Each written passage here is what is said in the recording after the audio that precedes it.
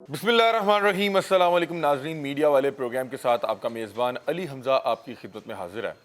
नाज़रीन, एक तरफ तो CCD हुकाम एडिशनल IG सुहेल ज़फ़र चट्टा साहब के दावे ये हैं कि किसी भी शख्स को किसी किस्म की गुंडागर्दी या बदमाशी करने की इजाज़त नहीं दी जाएगी।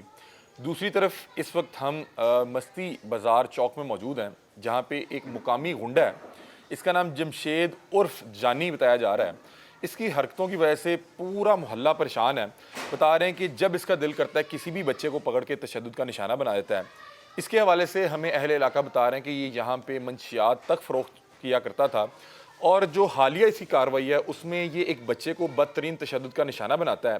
वो बच्चा जाके अपने चचा को बताता है, और चचा सुलह करवाने के गर्ज से उस शख्स के घर जाता है, तो वो अपना पिस्टल उठा के उसको सर पे गोली मारता है।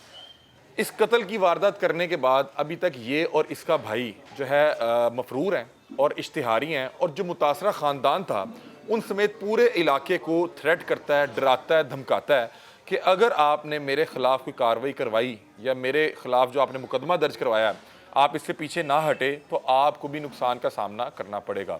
इस वकूए को तकरीबन 6 माह गुजर चुके हैं। अभी तक इस कत्ल की वारदात, जिसकी बाकायदा तौर पे CCTV फुटेज भी मौजूद है, उस CCTV फुटेज में देखा जा सकता है कि किस तरह से सुलह करवाने जाने वाले शख्स को ये जमशेद उर्फ जानी ने सर पे गोली मार के कत्ल किया। और जिस रोज़ कत्ल किया उस रोज़ चांद रात की रात थी, मतलब कि ईद का दिन था, और इस त्यौहार पे उसने सुलह करवाने आने वाले शख्स को सर पे गोली मार के कत्ल कर दिया, क्योंकि यहाँ पे वो मुकामी सतह पे अपने आप को गुंडा कहलवाना, बदमाश कहलवाना पसंद करता था, और यहाँ पे मंशियात की फ़रोख्त में भी बताया जा रहा है कि वो मुलव्विस था। अब वो पिछले 7 माह से मफरूर है। मुतासरा ख़ानदान जो है वो थाने और कचहरी के चक्कर भी लगा रहा है, और दूसरी तरफ वो शख्स मफरूरी काटते हुए, इश्तिहारी होते हुए मुतासरा ख़ानदान को मुसलसल परेशान भी कर रहा है, थ्रेट भी करने की कोशिश कर रहा है। हमारे साथ मुतासरा ख़ानदान मौजूद है, ये ऐनी शाहिद भी हैं।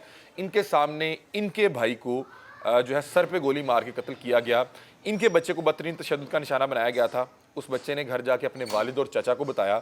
इनके चाचा जो थे इस बच्चे के, उनका नाम चांद बताया जा रहा है, वो अक्सर लोगों के फ़ैसले करवाया करते थे, और उस रोज़ भी उसको समझाने के घर से गए थे कि यार ईद का दिन है, एक त्यौहार है, दिन दिहाड़ा है, तो तुम इस तरह की हरकत ना करो। अगर हमारी गलती हम माफ़ी मांग लेते हैं, अगर तुमने कोई ये शरारत की है तो तुम इससे बाज आ जाओ। उसने सुलह करवाने आने वाले शख्स को भी सर पे गोली मार के कत्ल कर दिया, और इनके ऊपर भी गोलियां बरसाता रहा, और इस वक्त वो मफरूर है, इश्तिहारी है, और इन लोगों को परेशान कर रहा है। CCD हुकाम से एक सवाल है कि क्या आपने सिर्फ उन डकैतों को पकड़ना है जिनके ऊपर को 5-7 पर्चे हैं, या आपने ये इस तरह के उजरती कातिल या इस तरह के जो मुकामी सतह के गुंडे और बदमाश हैं इनके हवाले से भी आपने कोई प्लान किया हुआ है? क्या मामलात हैं इस वकूए की, इस वारदात की तमाम तफसीलात ऐनी शाहिद मकतूल के भाई से जानते हैं। अस्सलाम वालेकुम। वालेकुम अस्सलाम। बड़ा अफसोस है जी, अल्लाह दा हुक्म। ਤੁਸੀਂ मौके ਤੇ ਸੀ? जी सर। ਐਨੀ ਸ਼ਾਹਿਦ ਹੋ ਤੁਸੀਂ? जी सर। ਕੀ ਹੋਇਆ, ਕੀ ਸੀ ਵਕੂਆ, ਦੱਸੋ ਥੋੜਾ। सर मेरे बेटे शर्जील ਨੂੰ ਨਾ ਜਮਸ਼ੇਦ ਉਰਫ ਜਾਨੀ ਨੇ ਇਹ ਮਰੂ ਦੀ ਰਾਤ ਨੂੰ ਫੜ ਕੇ ਤੇ ਬਹੁਤ ਮਾਰਿਆ ਅੱਛਾ, ਈਦ ਦੇ ਦਿਹਾੜੇ ਜੀ? ਜੀ। ਇਹ ਕੌਣ ਜਮਸ਼ੇਦ ਕੌਣ ਹੈ ਇਥੋਂ? ਇਹ ਜੀ ਮਨਸ਼ਿਆਤ ਫਰੋਸ਼ ਹੈ ਅੱਛਾ ਤੇ ਗੁੰਡਾ ਬਣਿਆ ਗਲੀ ਦਾ ਪਿੱਛੇ, ਬਹੁਤ ਤਗੜਾ ਗੁੰਡਾ। ਅੱਛਾ, ਹਰ ਮਹੱਲੇਦਾਰ ਉਹਦੇ ਕੋਲ ਡਰਦਾ, ਕੋਈ ਗੱਲ ਨਹੀਂ ਕਰਦਾ ਉਹਦੇ ਨਾਲ। ਸਹੀ ਬਦਮਾਸ਼ ਹੈ? ਬਦਮਾਸ਼ ਆਦਮੀ ਹੈ ਇਸ ਮੋਤੀ ਬਾਜ਼ਾਰ ਦਾ। ਠੀਕ ਹੈ। ਹਾਂ। ਤੇ ਉਹਨੇ ਤੁਹਾਡੇ ਮੁੰਡੇ ਸ਼ਰਜੀਲ ਨੂੰ ਫੜ ਕੇ ਕੁੱਟਿਆ? ਕੁੱਟਿਆ ਜੀ, ਕਿਉਂ ਬਹੁਤ ਕਿਉਂ ਜ਼ਿਆਦਾ ਕੁੱਟਿਆ? ਨਜਾਇਜ਼ ਹੀ ਸਰ। ਉਹਨੇ ਆਪਣੇ ਦੋਸਤ ਨੂੰ ਆਵਾਜ਼ ਦਿੱਤੀ ਏ ਤੇ ਆਪਣੇ ਘਰੋਂ ਉੱਠ ਕੇ ਤੇ ਜਾ ਕੇ ਉਹਨੂੰ ਬੜਾ ਮਾਰਿਆ ਇਹਨੇ ਨਜਾਇਜ਼।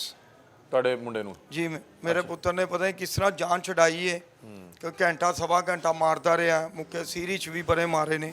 ਅੱਛਾ। ਤੇ ਉਹ ਬੜਾ ਰੋਂਦਾ ਪਿਆ ਸੀ। ਆ ਕੇ ਉਹਨੇ ਚਾਚੇ ਨੂੰ ਉਠਾਇਆ ਪਰੇ ਨੂੰ, ਚਾਚਾ ਜੀ ਨੇ ਮੈਨੂੰ ਬੜਾ ਮਾਰਿਆ। ਇਹ ਈਦ ਦੇ ਦਿਹਾੜਿਆਂ ਦੀ ਗੱਲ ਦੱਸ? ਜੀ, ਈਦ ਦੇ ਦਿਹਾੜੇ ਮਰੂ ਵਾਲੇ ਦਿਨ। ਠੀਕ ਹੈ। ਤੇ ਉਹ ਆਇਆ ਘਰ, ਉੱਠ ਕੇ ਚਾਚਾ ਉਹਦਾ ਥੱਲੇ ਆਇਆ, ਉਹਦੀ ਵਾਲਦਾ ਨੇ ਮੈਨੂੰ ਵੀ ਉਠਾਤਾ। ਉਹਨੇ ਕਿਹਾ ਜਾਨੀ ਕੌਣ ਹੈਗਾ ਜਿਹਨੇ ਸ਼ਰਜੀਲ ਨੂੰ ਮਾਰਿਆ? ਤੇ ਮੈਂ ਕਿਹਾ ਕੀ ਪਤਾ ਕੋਈ ਬੱਚੇ ਦੀ ਗਲਤੀ ਹੋਵੇ, ਚੱਲ ਕੇ ਤਾਂ ਮੈਂ ਮਾਤਰਤ ਕਰ ਲੈਣਾ। ਮੈਂ ਥੱਲੇ ਆਇਆ ਤੇ ਚਾਚਾ ਭਤੀਜਾ ਉਹ ਪਿੱਛੇ ਖਲੋਤੇ ਸੀ, ਉਹ ਪਿੱਛੇ ਗਲੀ ਦੀ ਨੁੱਕਰ ਤੇ। ਜਾਨੀ ਦੇ ਘਰ ਦੇ ਕੋਲ? ਨਹੀਂ, ਆਪਣੇ ਇਹ ਪਿੱਛੇ ਖਲੋਤੇ ਸੀ। ਅੱਛਾ।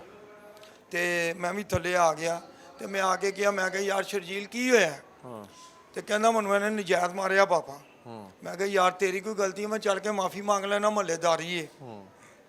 ਉਹੀ ਪੁਰਾਣੇ ਨੇ, ਅਸੀਂ ਪੁਰਾਣੇ ਰਹਿਣ ਵਾਲੇ ਆ, ਤੇ ਕੰਧਾਂ ਨਾਲ ਕੰਧਾਂ ਸਾਂਝੀਆਂ ਸਾਡੀਆਂ।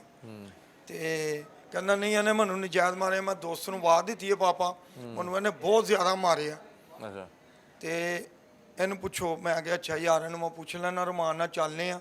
ਉਹਦੇ ਘਰ ਗਏ ਆ, ਪਿੱਛੇ ਗਲੀ 'ਚ ਦਰਵਾਜ਼ਾ ਖੜਕਾਇਆ, ਮੇਰੇ ਭਾ ਚੰਨ ਨੇ ਕਿਹਾ, ਚੰਨ ਨੇ, ਉਹਨੇ ਕਿਹਾ ਛੱਡੋ ਯਾਰ ਭਾ, ਚਲੋ ਘਰ ਨੂੰ, ਦਿਨ ਦਿਹਾੜੇ ਦਿਨ ਦਿਹਾੜੇ ਹੈਗਾ, ਸਵੇਰੇ ਗੱਲ ਕਰਾਂਗੇ। ਅੱਛਾ ਤੁਸੀਂ ਦਰਵਾਜ਼ਾ ਖੜਕਾਇਆ, ਇਹ ਆਇਆ ਕੋਈ ਨਹੀਂ ਸੀ ਤੇ ਤੁਸੀਂ ਨਹੀਂ, ਅਸੀਂ ਟੁਰ ਪਏ ਆ ਸਾਰੇ ਭਰਾ ਦੇ ਕਹਿਣ ਦੇ ਉੱਤੇ। ਵਾਪਸੀ ਆ ਗਏ? ਹਾਂਜੀ, ਵਾਪਸੀ ਇੱਧਰ ਨੂੰ ਆਨੇ ਪਿਆ ਸੀ ਅੱਗੋਂ ਦੀ ਨਾ। ਮੈਂ ਕਿਹਾ ਚਲੋ ਉੱਤੋਂ ਦੀ ਚਲੇ ਜਾਂਦੇ ਹਾਂ, ਚਲੋ ਆ ਜਾਓ। ਤੇ ਪਿੱਛੋਂ ਨਿਕਲਿਆ, ਇਹਨੇ ਪਿਸਤੌਲ ਨੂੰ ਵੋਲਟ ਮਾਰਿਆ ਤੇ ਗਾਲਾਂ ਕੱਢਦਾ ਨਿਕਲਿਆ ਬਾਹਰ। ਜੇ ਮੇਰਾ ਬੂਆ ਕਿੰਨੇ ਖੜਕਾਇਆ ਹੋਏ। ਉਹ ਚਾਂਦ ਭਾਈ ਮੇਰਾ ਕਹਿੰਦਾ, ਚੰਨ ਕਹਿੰਦਾ ਯਾਰ, ਮੈਂ ਕਿਹਾ ਯਾਰ ਉੱਤਰ ਚੱਲੀਏ ਥੱਲੇ। ਕਹਿੰਦਾ 2 ਮਿੰਟ ਭਾਈ ਤੁਸੀਂ ਕੋਈ ਨਾ ਅੱਗੇ ਆਣਾ ਤੇ ਇਹਨੂੰ ਮੈਂ ਸਮਝਾਣਾ। ਉਹ ਪਿੱਛਾ ਫਿਰ ਮੁੜਿਆ। ਠੀਕ ਹੈ। ਉਹ ਗਿਆ, ਉਹਨੇ ਕਿਹਾ ਯਾਰ ਸਵੇਰੇ ਗੱਲ ਕਰਾਂਗੇ, ਤੇਰੀ ਮਿਹਰਬਾਨੀ ਹੈ, ਤੂੰ ਜਾ। ਮੇਰਾ ਪੁੱਤਰ ਗੋਹਰ ਵੀ ਇਹਦੇ ਕੋਲ ਚਲਾ ਗਿਆ। ਠੀਕ ਹੈ। ਉਹਨੇ ਕਿਹਾ ਯਾਰ ਤੂੰ ਇੰਝ ਕਰ, ਸਵੇਰੇ ਗੱਲ ਕਰਾਂਗੇ। ਤੇ ਕਰਦਾ ਕਹਿੰਦਾ ਚਲੋ ਆਪਣੇ ਭਲੇ ਨੂੰ। ਜਦੋਂ ਉਹਨੇ ਕੱਢੀ ਹੈ ਨਾ, ਤੇ ਇਹ ਮੇਰਾ ਭਰਾ ਘੁੰਮਿਆ ਸਾਡੇ ਹਾਲ ਨੂੰ, ਐਵੇਂ 2 ਕਦਮ ਚੁੱਕੇ ਨੇ ਪਿੱਛੋਂ, ਇਹਨੇ ਸਰ ਫੈਰ ਕੱਢ ਮਾਰੇ। ਅੱਛਾ, ਮਤਲਬ ਕਿ ਤੁਹਾਡਾ ਭਰਾ ਗਿਆ ਸੀ ਸੁਲਾ ਕਰਾਨ? ਹਾਂ ਜੀ, ਉਹਨੇ ਕਿਹਾ ਚੱਲ ਯਾਰ ਸਵੇਰ ਬਾਤ ਕਰਾਂਗੇ। ਤੁਹਾਡੇ ਮੁੰਡੇ ਦੀ ਗਲਤੀ ਹੈ ਜਾਂ ਉਹਨੇ ਕੋਈ ਸ਼ਰਾਰਤ ਕੀਤੀ ਹੈ, ਚਲੋ ਕੋਈ ਸੁਲਾ ਹੋ ਜੇ, ਇੱਕੋ ਮਹੱਲੇ 'ਚ ਰਹਿਣਾ ਜੀ। ਤੇ ਤੁਸੀਂ ਘਰ ਦੇ ਬਾਹਰ ਪਹੁੰਚੇ ਹੋ, ਬੂਆ ਸ਼ੂਆ ਖੜਕਾਇਆ ਤੇ ਤੁਹਾਨੂੰ ਖਿਆਲ ਆਇਆ ਕਿ ਯਾਰ ਈਦ ਦਾ ਦਿਨ ਦਿਹਾੜੇ ਤੇ ਵਾਪਸ ਚੱਲੀਏ? ਮੇਰੇ ਨੇ ਕਿਹਾ ਚਲੋ ਯਾਰ ਵਾਪਸ ਚੱਲੀਏ, ਸਵੇਰੇ ਗੱਲ ਕਰ ਲਾਂਗੇ। ਤੇ ਉਨੀ ਦੇਰ 'ਚ ਐਸਲਾ ਲੈ ਕੇ ਪਿੱਛੇ ਆ ਗਿਆ? ਹਾਂ ਜੀ। ਇੰਨੀ ਤੇ ਮੈਂ ਸੀਸੀਟੀਵੀ ਫੁਟੇਜ ਵੀ ਵੇਖੀ ਹੈ ਜੀ। ਸਾਰੇ ਪਿੱਛੇ ਆ ਗਿਆ, ਇਹਨੂੰ ਇਹਨੇ ਕੱਢੀਏ, ਚਲੋ ਆਪਣੇ ਮਹੱਲੇ ਨੂੰ।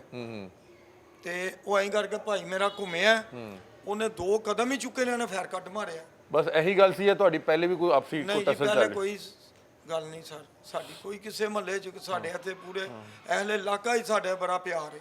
ਸਹੀ। ਮੇਰੇ ਭਾਈ ਦਾ ਬੜਾ ਪਿਆਰ ਹੈ ਚੰਨ ਦਾ। ਅੱਛਾ, ਤੇ ਉਹ ਤੁਹਾਡੇ ਸਾਹਮਣੇ ਹੀ ਈਦ ਦੇ ਦਿਨ ਤੁਹਾਡਾ ਭਰਾ ਮਾਰਤਾ? ਭਰਾ ਮੇਰਾ ਫੌਤ ਹੋ ਗਿਆ ਜੀ। ਸਹੀ।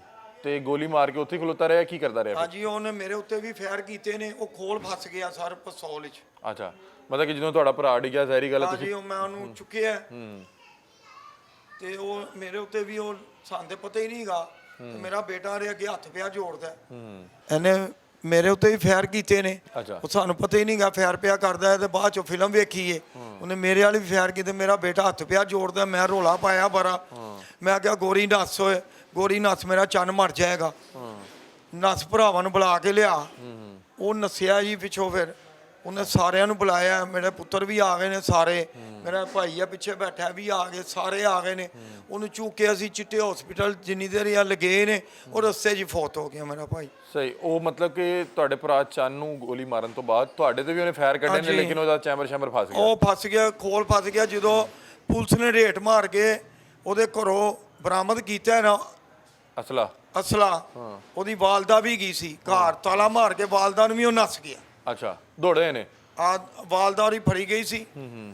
ਉਹ ਅੰਦਰੋਂ ਪਿਸਤੌਲ ਵੀ ਬਰਾਮਦ ਹੋ ਗਏ ਸਰ, ਜਿਹਦੇ ਨਾਲ ਉਹਨੇ ਤੁਹਾਡੇ ਭਰਾ ਨੂੰ ਕਤਲ ਕੀਤਾ? ਜੀ ਸਰ। ਸਹੀ। ਅੱਛਾ, ਮੈਨੂੰ ਗੱਲ ਦੱਸੋ ਕਿ ਕਿੱਥੇ ਫਾਇਰ ਵੱਜਿਆ ਸੀ ਤੁਹਾਡੇ ਭਰਾ ਨੂੰ? ਇਹ ਸਰ ਸਿਰ ਤੇ ਵੱਜਿਆ ਤੇ ਅੱਖ ਹੀ ਚੋਂ ਨਿਕਲ ਗਈ। ਮਤਲਬ ਕਿ ਉਹਨੇ ਵੇਖਿਆ ਕਿ ਜਦੋਂ ਇਹ ਵਾਪਸ ਮੁੜੇ ਨੇ, ਪਿੱਛੋਂ ਫਾਇਰ ਮਾਰਿਆ? ਜੀ, ਪਿੱਛੋਂ ਫਾਇਰ ਮਾਰਿਆ। ਕਿ ਨਹੀਂ ਤੇ ਸਾਹਮਣੇ ਹੁੰਦੇ ਤੇ ਸ਼ਾਇਦ ਕੋਈ ਬੰਦਾ ਹੱਥ ਫੜਦਾ ਹੈ ਜਾਂ ਕੁਝ ਹੱਥ ਮਾਰਦਾ ਹੈ, ਬਚਣ ਦੀ ਕੋਸ਼ਿਸ਼ ਕਰਦਾ ਹੈ। ਤੁਹਾਡੇ ਭਰਾ ਨੂੰ ਪਤਾ ਹੀ ਨਹੀਂ ਲੱਗਾ ਕਿ ਮੈਨੂੰ ਫਾਇਰ ਮਾਰਨਾ? ਹਾਂਜੀ, ਸਾਹਮਣੇ ਸਰ ਦੇਖਨੇ ਪਿਆ ਖਲੋ ਕੇ, ਇੰਜ ਕਰਕੇ ਉਹ ਘੁੰਮਿਆ ਤੇ ਇਹਨੇ ਪਿੱਛੋਂ ਫਾਇਰ ਕੱਢ ਮਾਰੇ। ਸਹੀ। ਤੇ ਤੁਹਾਡਾ ਭਰਾ ਮੌਕੇ ਤੇ ਹੀ ਫੌਤ ਹੋ ਗਿਆ। ਇਹ ਵਕੂਏ ਨੂੰ ਤੁਸੀਂ ਦੱਸ ਰਹੇ ਹੋ ਕਿ 6-7 ਮਹੀਨੇ? ਇਹ 7 ਮਹੀਨੇ ਸਰ ਗੁਜ਼ਰ ਗਏ ਨੇ ਤੇ ਕੁਝ ਨਹੀਂ ਬਣਿਆ ਸਰ, ਉਹ ਨਸੇ ਨੇ। ਅੱਛਾ, ਤੁਹਾਡਾ ਮੁਲਜ਼ਮ ਅਜੇ ਤੱਕ ਨਹੀਂ ਫੜਿਆ? ਨਹੀਂ ਫੜਿਆ ਗਿਆ ਸਰ। ਬਦਮਾਸ਼ ਆਦਮੀ ਹੈ, ਸਾਰੇ ਸਾਨੂੰ ਵੀ ਉਹਦੇ ਕੋਲ ਡਰ ਹੈ। ਸਹੀ। ਨਜਾਇਜ਼ ਫਰੋਸ਼ ਆਦਮੀ ਹੈ ਸਰ। ਕਿ ਤੁਹਾਨੂੰ ਨਾ ਕੋਈ ਨੁਕਸਾਨ ਪਹੁੰਚਾ ਦੇ। ਕੀ ਆਂਦੀ ਪੁਲਿਸ? ਕੀ ਆਂਦੀ ਜੀ? ਪੁਲਿਸ ਇਹੋ ਹੀ ਕਹਿੰਦੀ ਹੈ ਜੀ ਲੱਗੇ ਆ ਜੀ। ਫੜੀਚਾ ਨਹੀਂ ਅਜੇ ਤੱਕ? ਨਹੀਂ ਸਰ। ਇਹਦੇ ਖਾਨਦਾਨ ਦੇ ਲੋਕੀ ਵੀ ਫੜੇ ਗਏ ਸੀ? ਹਾਂਜੀ, ਇਹਦੇ ਭੈਣਾਂ ਭਰਾ ਨੂੰ ਫੜ ਕੇ ਲਿਆਂਦਾ ਤੇ ਉਹਨਾਂ ਨੇ ਤਫਤੀਸ਼ ਕਰਕੇ ਛੱਡ ਦਿੱਤਾ ਉਹਨਾਂ ਸਰ। ਜ਼ਾਹਿਰ ਗੱਲ ਹੈ, ਉਹਨੇ ਕਿਸੇ ਨੂੰ ਪੁੱਛ ਕੇ ਤੇ ਨਹੀਂ ਮਾਰਿਆ, ਉਹਨੇ ਤੇ ਉੱਥੇ ਆਪ ਹੀ ਮਾਰਿਆ। ਤੇ ਇਹ ਪਹਿਲੇ ਵੀ ਇਹੋ ਜਿਹੀ ਹਰਕਤਾਂ ਕਰਦਾ ਰਿਹਾ? ਹਾਂਜੀ, ਇਹ ਤੇ 5-6 ਪਰਚੇ ਨੇ ਪਹਿਲੇ। ਅੱਛਾ, ਕਾਹਦੇ? ਲੜਾਈ ਝਗੜੇ ਦੇ, ਮਨਸ਼ਿਆਤ ਦੇ ਸਰ। ਸਹੀ। ਇਹਦੇ ਉੱਤੇ ਜਮਸ਼ੇਦ ਉਰਫ ਜਾਨੀ ਦੇ। ਤੇ ਤੁਸੀਂ ਪਹਿਲੇ ਕਿਉਂ ਨਹੀਂ ਇਹਦੇ ਖਿਲਾਫ ਕੋਈ ਸਾਰੇ ਮਹੱਲੇਦਾਰਾਂ ਮਿਲ ਕੇ ਕੋਈ ਦਰਖਾਸਤ ਦਿੱਤੀ ਕਿ ਇਸ ਤਰ੍ਹਾਂ ਪੁੱਠੇ ਸਿੱਧੇ ਕੰਮ ਕਰਦਾ? ਨਹੀਂ ਸਰ, ਕੋਈ ਦਿੰਦੇ ਹੀ ਨਹੀਂ ਸੀ। ਇਹ ਬਦਮਾਸ਼ ਆਦਮੀ ਹੈ, ਹਰ ਬੰਦਾ ਡਰਦਾ। ਲੇਕਿਨ ਮੈਨੂੰ ਇਹ ਦੱਸੋ ਕਿ ਤੁਸੀਂ ਆਪ ਦੱਸ ਰਹੇ ਹੋ ਕਿ ਪਹਿਲੇ ਮਨਸ਼ਿਆਤ ਦੇ ਜਾਂ ਲੜਾਈ ਝਗੜੇ ਦੇ ਪਰਚੇ ਸੀ, ਅੱਜ ਇਹ ਕੀ ਹੋਇਆ? ਮਤਲਬ ਕਿ ਉਹ ਅਸਲਾ ਲੈ ਕੇ ਤੁਹਾਡੀ ਪਹਿਲੀ ਤਿਆਰੀ 'ਚ ਬੈਠਾ ਸੀ, ਕੋਈ ਤੁਹਾਡੇ ਮੁੰਡੇ ਨੇ ਵੀ ਕੋਈ ਸ਼ਰਾਰਤ ਕੀਤੀ? ਨਹੀਂ ਸਰ, ਕੁਛ ਨਹੀਂ। ਤੁਸੀਂ ਇਸ ਹਵਾਲੇ ਪੁੱਛਿਆ ਮੁੰਡੇ ਨੂੰ? ਜੇ ਕਿਸੇ ਨੇ ਮੋਟਰਸਾਈਕਲ ਗਲੀ ਚਲਾਈ ਹੈ, ਉਹਨੂੰ ਚਪੇੜਾ ਮਾਰਨ ਲੱਗ ਪੈਂਦਾ ਸੀ। ਉਹ ਇੱਥੇ ਮੋਟਰਸਾਈਕਲ ਕਿਉਂ ਲਾਈ? ਉਹ ਕੋਈ ਲੰਘਿਆ ਛਾਬਾ ਤਾਰ ਨੂੰ ਵੱਜ ਗਿਆ। ਆਹ ਜੁੱਤੀਆਂ ਵਾਲਾ ਬਾਜ਼ਾਰ ਹੈ ਸਾਡਾ, ਉਹਨੂੰ ਵੀ ਚਪੇਰਾ। ਅੱਛਾ।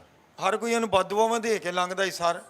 ਨਹੀਂ, ਮੈਂ ਸਿਰਫ ਇਹ ਪੁੱਛ ਰਿਹਾ ਕਿ ਇਹ ਦੇਖੋ ਈਦ ਦਾ ਦਿਨ ਦਿਹਾੜੇ ਤੁਹਾਡੇ ਮੁੰਡੇ ਨੂੰ ਇਹਨੇ ਕੁੱਟਿਆ, ਚਲੋ ਉਹ ਜੋ ਵੀ ਜਿਹੜੇ ਵੀ ਰੇਂਜ ਸੀ ਇਹ ਸਰ ਆਪਣੇ ਬੂਹੇ 'ਚ ਬੈਠਾ ਹੈ ਅਸੀਂ, ਤੇ ਇਹਦੀ ਝਾਤੀ ਪੈਂਦੀ ਤੇ ਉਹ ਵਾਦਾ ਦੇ ਰਿਹਾ ਤੇ ਉੱਠ ਕੇ ਤੇ ਜਾ ਕੇ ਮਾਰਨ ਲੱਗ ਪਿਆ। ਬਦਮਾਸ਼ ਆਦਮੀ ਸੀ, ਜਿਹਨੂੰ ਮਰਜ਼ੀ ਮਾਰ ਦਿੰਦਾ ਸੀ ਫੜ ਕੇ।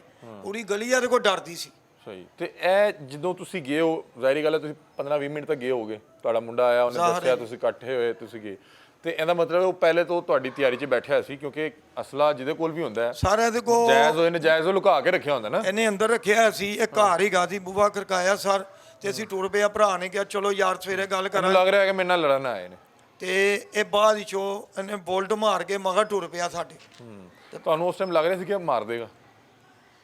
ਸਰ ਦੇਖੋ ਲੱਗਦਾ ਤੇ ਨਹੀਂ ਸੀ ਪਿਆ। ਤੁਹਾਨੂੰ ਲੱਗ ਰਿਹਾ ਸੀ ਕਿ ਉਵੇਂ ਜ਼ਰਾ ਆ ਕੇ ਜ਼ਰਾ ਰੋਬ ਸ਼ੋਪ ਪਾ ਰਿਹਾ, ਹਾਂ, ਤੇ ਉਹਨੇ ਗੋਲੀ ਚਲਾਤੀ। ਉਹਨੇ ਗੋਲੀ ਚਲਾਤੀ ਸੀ। ਸਹੀ।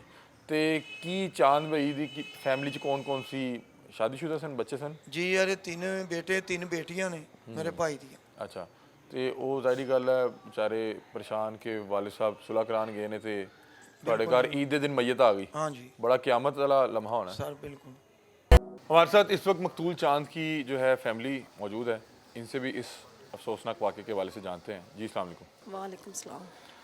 बताइएगा थोड़ा सा कि ये किस तरह से वाक़या हुआ, क्या बात हुई आखिरी बार बस आपने? अच्छे भले घर से गए हैं, कोई बात नहीं, कोई कुछ भी नहीं। रात को जब आए हैं तो थोड़ा सा ये लड़ाई का वो इशू बना है, तो उधर गए हैं। तो ये पता ही नहीं था इस बात का कि उन्होंने मौके पे इनको ख़त्म कर देना है। वो सारा दिन तो तीसरे दिन घर ही नहीं आए, सारा दिन इंतज़ार ही करते रहे हैं कि अभी आते हैं अभी आते हैं। तो जब सुना ईद के तीसरे दिन का वाक़या जब सुना है तो मौत का ही सुन लिया। किसी से कोई लड़ाई नहीं थी, कोई झगड़ा नहीं था, किसी से भी वो लड़ते ही नहीं थे। दरअसल वो सुलह ही कराते थे, लड़ते नहीं थे किसी से भी। सही लोगों की सुलह वगैरह करवाया करते थे? सुलह करवाते थे, फैसले नबेरा लड़ाइयों का नबेरा करते थे, और इतने अच्छे थे कि दुनिया तारीफें कर रही हैं उनकी। तो ये हुआ क्या, मतलब कि आपने अपने तौर पे थोड़ा तहकीक तो की होगी कि ये कोई ज़ाती रंजिश लेके बैठा हुआ था, मतलब कोई भी शख्स कहीं पे किसी सुलह करवाने? बात का इल्म नहीं है हमें, तो ये भी नहीं पता था कि ये साथ वाले घर में रहते हैं।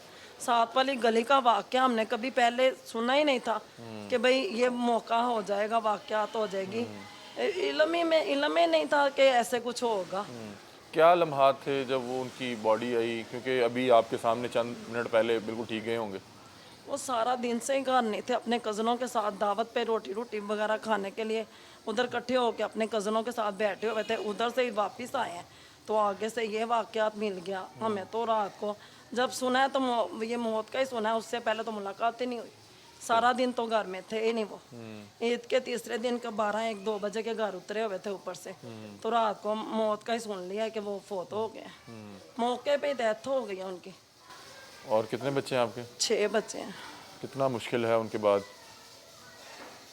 वो ही कमाने वाले थे और कोई कमाने वाला ही नहीं। तो किस तरह आप बच्चे पाल रही हैं, किस तरह गुजारा कर रही हैं? बस बहुत मुश्किल से। इधर वो चाय का काम करते थे, भट्टा लगाते थे इधर वो। सबसे छोटी एक ये एक वो है, 2 बेटियां 1 बेटा ऊपर है। तो अब आप कैसे इन्हें पढ़ा रही हैं या कैसे मामला नहीं, चला है? काम के सिलसिले में ही है, बस पापा के होते ये करता था तो ये इसको पट्टा लगवा के दिया है। अभी कुछ भी नहीं उसका बानड़ा, इधर ही लगाते थे वो, चाय वगैरह लगाते थे। शुरू से उन्होंने अपना ही किया जो अभी किया है। सही। तो फिलहाल बच्चों के सर पे तो उनका बाप का साया था, वो ही कमा के देते थे। अब वो ही नहीं है तो बच्चे तो अपने पाँव पे अभी खड़े नहीं हुए। वो तो है ही अभी छोटे छोटे थे। तो अभी आपके जो शोहर के कातिल हैं वो क्यों नहीं पकड़े जा रहे, क्या आपको पता लगा? नहीं भाई, जो कार्य हमारे बड़ाई कार्य हमें किसी चीज़ का नहीं पता, क्यों नहीं पकड़े जा रहे। हम तो कहते हैं 1 मिनट से पहले वो पकड़ा जाए और वो तो मौके पे उसको भी कत्ल कर दे। हम तो उसके तलाश पे बैठे हुए। आज पूरे 7 माह हो गए। छोटी के तीसरे दिन का वाक़या मैं तो भूलते नहीं, क्योंकि हमारे तो थे वो। इतनी मुश्किल से उनके बगैर गुजारा हो रहा है। सभी कुछ तो बच्चों का वो ही थे। जाहिर सी बात है, बच्चे भी पूछते होंगे वालिद का। वहाँ रोज़ ही बच्चे याद करते हैं। हाँ, रोज़ ही याद करते हैं उनको। बड़ी बच्चे की शादी थी, فوراً بعد ہی ان کی ڈیتھ کے بعد بڑی عید کے بعد شادی کرنی تھی. اپنے ہاتھوں ان کا وہ کر کے گئے ہیں, تو سمپل سادگی سے اس کا کیا ہے. مطلب کہ بیٹی کی شادی پہلے سے 6 طے ماہ, تھی ہاں جی, اور وہ یہ رمضان میں بڑے چھوٹی عید سے پہلے ہی اس کی وہ کی تھی, منگنی کی تھی. تو 6 ماہ بعد اس کی وہ سمپل سادگی سے پھر رخصتی کیا اس کی. نہیں, آپ کو جب پتہ تھا کہ یہ تھوڑا سا جو ہے بدماش یا غنڈہ ہے تو آپ کو نہیں, نہیں ہمیں نہیں لگتا کہ پتا پولیس کو تھا, ساتھ ہمیں لے کے نہیں چلے جاتے؟ پتا تھا, ہمیں نہیں پتا تھا. صحیح. ہمیں کسی چیز کے بارے میں نہیں پتا تھا, یہ کیسا ہے, کون ہے, کیسے اس نے مارا ہے, کسی چیز میں کسی کے بات میں ہمیں نہیں علم تھا کہ وہ یہ ایسے کا ہے. تو ابھی کیا کہنا چاہیں گی حکام سے جو آپ کو دیکھ رہے ہیں؟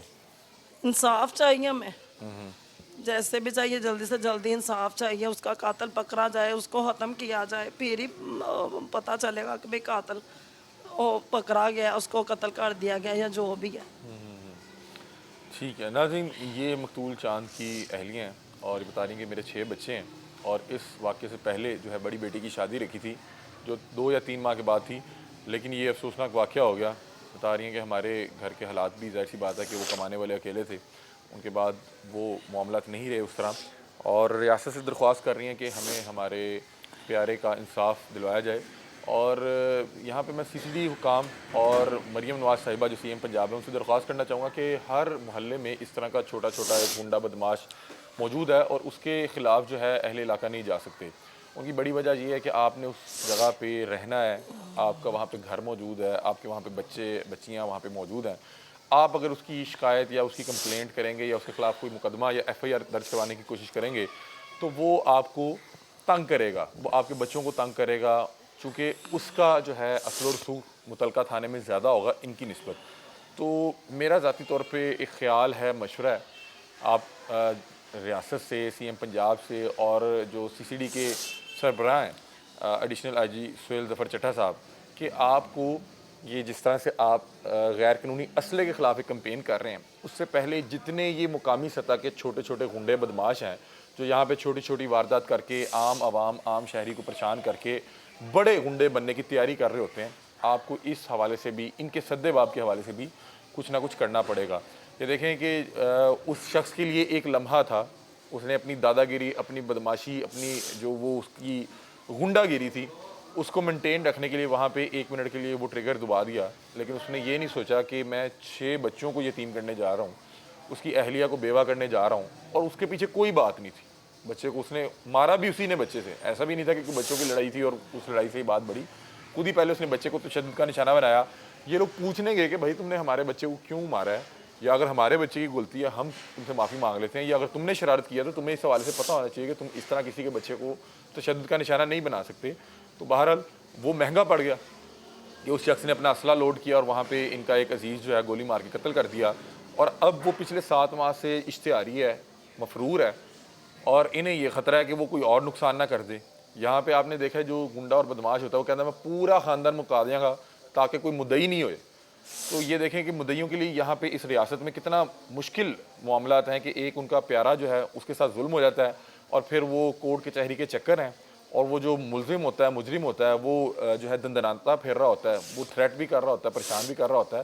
تو بہرحال میرا خیال ہے اس حوالے سے جو ہے سہیل ظفر چٹھا صاحب کو بھی اور جو سی ایم پنجاب صاحب ہیں انہیں, آئی جی پنجاب صاحب, ان تمام کو بیٹھ کے سوچنے کی ضرورت ہے. یہ ایک وقوع ہے, اس کے علاوہ ہم جس بھی علاقے میں جاتے ہیں وہاں پہ مقامی سطح پہ 1-2 بدماش غنڈے موجود ہوتے ہیں, اور زیادہ تر جتنا غیر قانونی اسلحہ ہوتا بھی انہی کہ لوگوں کے پاس ہے. مطلب کہ جس شخص نے اس انداز میں انہیں قتل کیا اس کے بعد میرا نہیں خیال کہ اس کے پاس کوئی لائسنس اسلحہ ہوگا, وہ اسی طرح سے غیر قانونی اسلحہ رکھا ہوا تھا, اور یہ غیر قانونی اسلحہ اسی طرح کے لوگوں کے پاس ہوتا ہے اور وہ اس طرح کی جو ہے وارداتوں میں استعمال کرتے ہیں. تو بہرحال ان کو 7 ماہ ہو چکا ہے, انصاف نہیں مل سکا, ان کا ملزم ابھی بھی جو ہے وہ کھلا گھوم رہا ہے اور یہ پریشان ہے, اور انہوں نے ہماری ٹیم سے رابطہ کیا تو ہم نے ان کی آواز بننے کی کوشش کی ہے.